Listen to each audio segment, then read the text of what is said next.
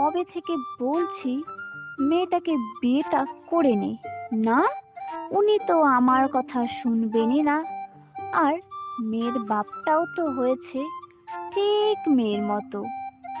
মেয়ের বাপ আর মেয়ে একই হয়েছে।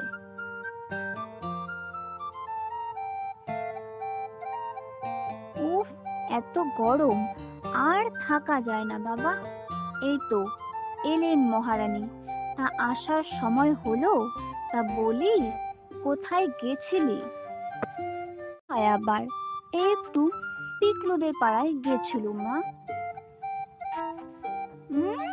ধেই ধেই করে নাচার সময় আছে, বিয়ের তো নাম গন্ধই নেই। উফ মা, তুমি আবার আমার বিয়ে নিয়ে পড়লে। আর পারা যায় না তোমাকে নিয়ে, সত্যি মা। পিকলু যে নাকি বিয়ে করতেই চায় না, কিন্তু তার মা তার পেছন ছাড়ছেই না। এই বিয়ে নিয়েই যত কাণ্ড। মা, মারে, কোথায় গেলি মা?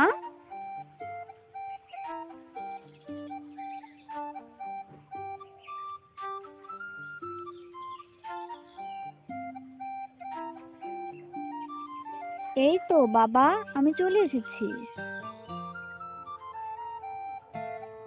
চল মা, আজকে একটু ঘুরতে যাই।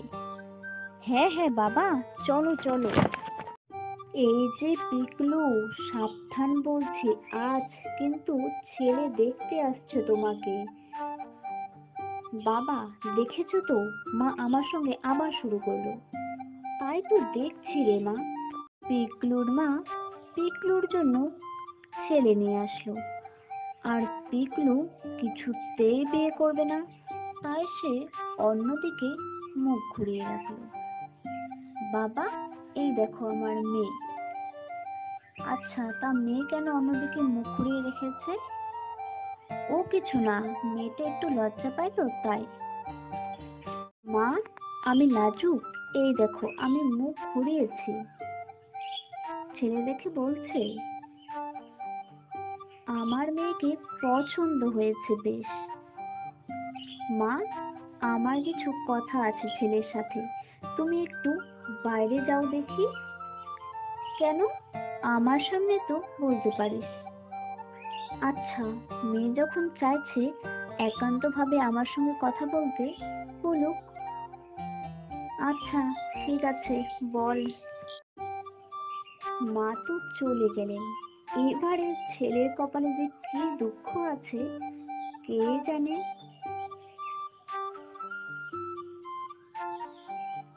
এই যে, আমায় আপনি বিয়ে করবেন, তাই তো? হ্যাঁ, করবো তো। তোমার মা আমাকে পছন্দ করেছে। ও আচ্ছা, আমার মা আপনাকে বুঝি পছন্দ করেছে? তাহলে যান না, আমার মাকে আপনি বিয়েটা করুন। যান, আমার আপনাকে পছন্দ হয়নি, বুঝেছেন? যা কাণ্ড করলো! এরপরে পিকলুকে কোনো ছেলে দেখতে আসবে কিনা তাও সন্দেহ আছে। আর এই ছেলেকে তো বন্দুক দিয়ে তাড়িয়েই ছাড়লো। ছেলে দৌড়ে দৌড়ে আসছে বলে পিকলুর মা ভাবছে, না যাই হোক, তার মানে আমার মেয়ে পছন্দ হয়েছে, আর কোনো চিন্তা রইল না।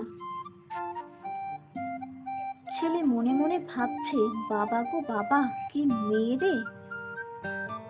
বাবা, কথা হলো আমার মেয়ের সঙ্গে? হ্যাঁ হ্যাঁ হলো। আপনার মেয়ে আপনাকে আমায় বিয়ে করতে বলেছে, জানেন?